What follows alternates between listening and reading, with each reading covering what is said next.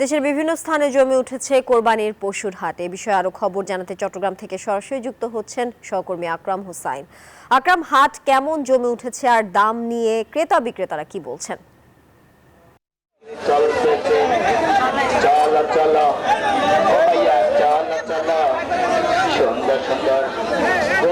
ধন্যবাদ তানিয়া। আপনি যেমনটি বলছিলেন, আমরা আছি এখন চট্টগ্রামের আসলে বিবির হাট গরুর বাজারে, যেখান থেকে আসলে কোরবানির পশুগুলো ক্রয় করার জন্য নগরবাসী এসছেন। আপনারা দেখতে পাচ্ছেন ইতিমধ্যেই কিন্তু চট্টগ্রামের গরুর হাটগুলো জমতে শুরু করেছে। আমরা ক্রেতাদের সাথে কথা বলেছি। ক্রেতারা বলছেন অন্যান্য বছর এই সময়ে যেভাবে গরুর দাম ছিল, এখন আসলে অন্যান্য বছরের তুলনায় গরুর দাম একটু বেশি, তবে পশুর সরবরাহটা কম বলে জানিয়েছেন।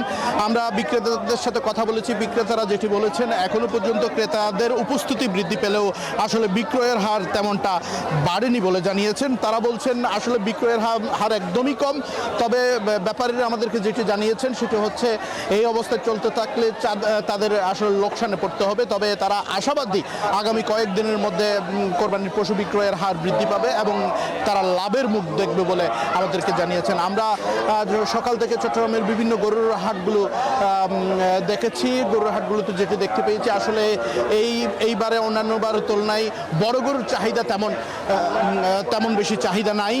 এখন মাঝারি এবং ছোট গরুর চাহিদা বেশি বলে আমাদেরকে জানিয়েছেন ব্যাপারীরা বলছেন তারা এক সপ্তাহ আগেই খামারিদের কাছ থেকে গরু ক্রয় করে নিয়ে এসেছেন, হাটে তুলেছেন এবং এখন কিন্তু তাদের সেই হাটে ব্যাপারীদের আসলে বাঁচা মরার লড়াই বলছেন। তারা বলছেন এখন তারা ভালো ব্যবসা করতে পারলে তারা টিকে যাবে, অন্যথায় তাদের লোকসানের মুখ দেখতে হবে, এমনটাই জানিয়েছেন। এখন পর্যন্ত চট্টগ্রামের গরুর হাট থেকে ছিল আমার কাছে সর্বশেষ অবস্থা। জানিয়ে